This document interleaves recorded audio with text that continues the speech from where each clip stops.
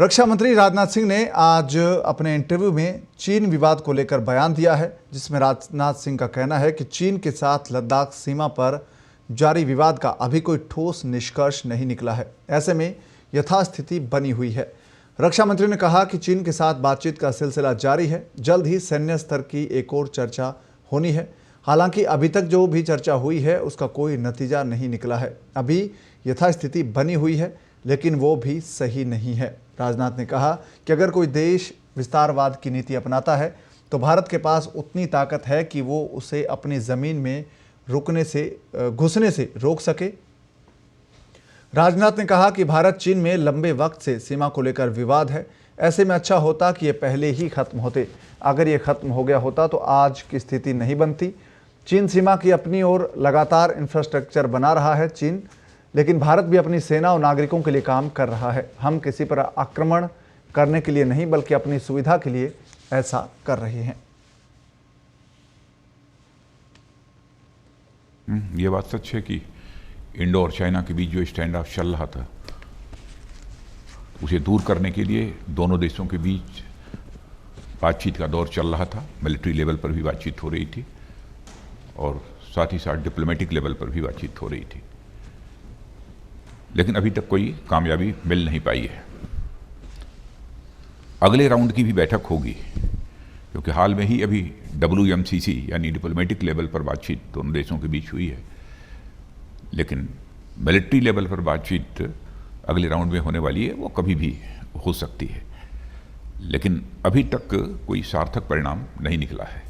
Status को बना हुआ है, नहीं, यथास्थिति बनी हुई है। आज़ादी हासिल होने के बाद जितनी भी सरकारें रही हैं, चाहे किसी भी राजनीतिक पार्टी की सरकार रही हो, सिक्योरिटी को सवाल को लेकर मैं किसी के ऊपर कोई सवालिया निशान नहीं लगाना चाहता।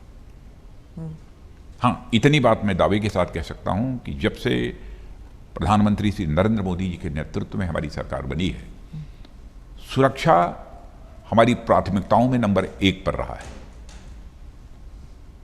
और हम जितनी अधिक ताकत और सुविधा अपनी जो है डिफेंस फोर्सेस को मुहैया करा सकते हैं, वो हम कराने की अपनी तरफ से कोशिश कर रहे हैं। अपने सेना के ऊपर पूरा विश्वास है कि जहाँ संयम की आवश्यकता होती है वह संयम का परिचय देते हैं, जहाँ शौर्य की आवश्यकता होती है शौर्य और पराक्रम का भी परिचय देते हैं। इनके ऊपर पूरा हम सबको विश्वास है, इसलिए किसी का हाथ बांधने का प्रश्न ही नहीं खड़ा होता। और ये जो कुछ भी बातें मैं बोल रहा हूँ, ये मत समझिएगा कि केवल पब्लिक कंजम्पशन के लिए बोल रहा हूँ। जो कुछ भी बातें बोल रहा हूँ एकदम बिल्कुल दिल की गहराइयों से बोल रहा हूँ। हाँ, यह बात सही है कि चाइना अपनी तरफ इंफ्रास्ट्रक्चर डेवलपमेंट जितना मैक्सिमम हो सकता है वो पहले से जो है करता चला आ रहा है, लेकिन भारत भी सीमा पर रहने वाले अपने नागरिकों की सुविधा के लिए, सीमा पर पेट्रोलिंग करने वाले अथवा सीमा की सुरक्षा करने वाले अपने जवानों के लिए भी इधर बहुत ही तेजी के साथ इंफ्रास्ट्रक्चर डेवलपमेंट किया है। हम किसी देश से पर आक्रमण करने के लिए हम इंफ्रास्ट्रक्चर डेवलपमेंट नहीं कर रहे हैं, इस सोच के साथ नहीं। लेकिन यदि पेट्रोलिंग करने हमारा जवान जाता है तो उसकी सुविधा का हमको ध्यान देना पड़ेगा, और साथ ही साथ सीमा पर रहने वाले जो हमारे नागरिक हैं उनकी भी सुविधाओं का ध्यान हमको देना पड़ेगा। उसके लिए भी इंफ्रास्ट्रक्चर डेवलप करना सीमा पर यह आवश्यक है, और वह काम कर रहे हैं। यहाँ तक सवाल है, पाकिस्तान तो जब से एग्जिस्टेंस में आया है तब से ही बराबर कुछ ना कुछ नापाक हरकतें सीमा पर उसके द्वारा की जाती रहती हैं। और सीज फायर वायलेशन का जहाँ तक सवाल है, 200, 250, 300, 400 बार बराबर वो सीज फायर वायलेशन कभी कभी महीनों में ही करता रहता है, सिलसिला जारी रहता है। लेकिन हमारे सेना के जवान बराबर उसको मुंहतोड़ जवाब देते रहते हैं। और भारत के जवानों ने यह सिद्ध करके दिखा दिया है कि केवल इस पार से ही नहीं, आतंकवाद का सफाया करने के लिए उस पार भी जाकर आतंकवादी ठिकानों पर हमले करने की जरूरत होगी तो भारत कर सकता है। भारत के अंदर वह कुव्वत है, ताकत है, ये हमने सिद्ध कर दिया है।